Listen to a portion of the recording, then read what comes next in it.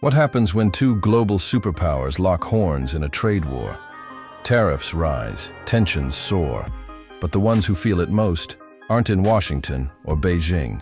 They're in the factories of Flint, the farms of Lansing, the auto plants of Detroit.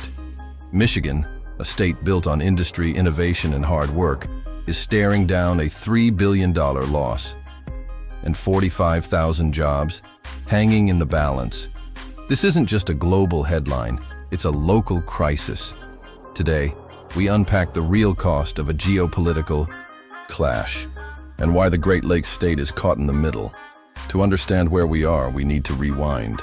The US-China trade war officially kicked off in 2018 when the US imposed tariffs on Chinese imports, citing unfair trade practices, intellectual property theft, and a growing trade deficit.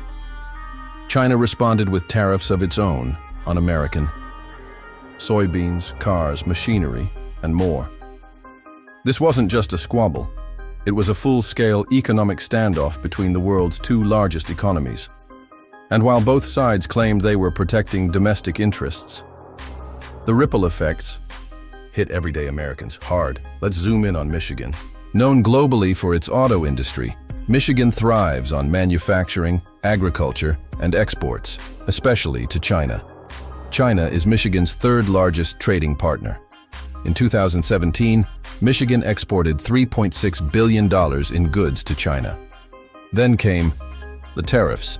That number began to fall fast. Cars, auto parts, machinery, these are Michigan's lifeblood. But tariffs added new costs. Suddenly, a car made in Michigan became more expensive to sell in China. And Chinese components used in Michigan factories, they got pricier too. It was a double hit, fewer exports and higher production costs. Companies had to slow production, recalculate budgets, in some cases, lay off workers. Now let's put a face to the numbers. Linda, a line supervisor at a Tier 2 auto supplier in Warren, Michigan, remembers the day her company cut 30 positions. Not because business was bad, but because the Chinese buyers disappeared overnight. Mark, a soybean farmer near Grand Rapids, had already planted when he learned China was halting U.S. soybean purchases. He watched prices collapse. He didn't just lose income. He lost trust in a market he'd relied on for years. These stories aren't isolated. They're happening across the state. The Michigan Farm Bureau estimated losses in the hundreds of millions for agriculture alone. And in manufacturing, analysts say up to 45,000 jobs are at risk. That's 45,000 paychecks, 45,000 families, 45,000 futures, shaken by policies made oceans away. The trade war didn't just hurt big manufacturers. Small businesses felt the shock too.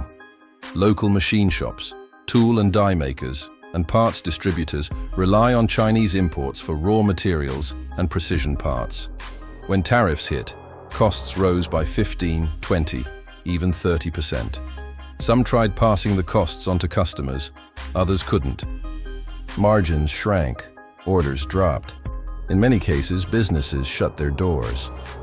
Meanwhile, Michigan's supply chain network, deeply interwoven with global markets, faced a domino effect. A delay in Chinese steel shipments meant missed deadlines in Detroit. Missed deadlines meant canceled contracts. It's a chain reaction, and Michigan was one of the weakest links. So what has the government done? Federal officials promised aid to farmers, including billions in subsidies.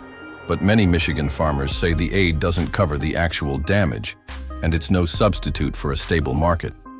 State leaders urged the federal government to reconsider the scope and timeline of tariffs. Bipartisan coalitions called for smarter, more targeted trade strategies that protect U.S. interests without sacrificing local jobs. Some progress came in the form of the Phase 1 trade deal, signed in early 2020. China agreed to buy more American goods, but enforcement, uncertain, and many say it was too little, too late. Auto executives, labor leaders, and economists all agree on one thing: uncertainty is the real enemy. When you're running a billion-dollar factory, you plan 10 years ahead, said one executive from a Detroit-based OEM. Trade wars make that impossible. A spokesperson from the United Auto Workers added, "Our workers shouldn't be collateral damage in a global standoff. They build with their hands, and now they're paying the price." It's easy to view the US-China trade war as just another headline. But when you zoom in, when you look at Michigan, it's more than that. It's a reminder that the global economy isn't some abstract idea. It's real, it's local, it's personal. What happens in Beijing affects breakfast tables in Bay City. What's decided in DC echoes in Detroit. And while trade tensions may ease, the scars remain. Lost revenue, shuttered factories, and people left wondering, what happens next? Michigan has weathered storms before, from the collapse of the auto industry to the Great Recession. It's resilient, it's proud, and it's still standing. But the US-China trade war? It wasn't just about tariffs. It was about trust, strategy, and the delicate dance between global policy and local livelihoods. 45,000 jobs, $3 billion. This isn't just an economic headline, it's a human one, and Michigan is still feeling the aftershock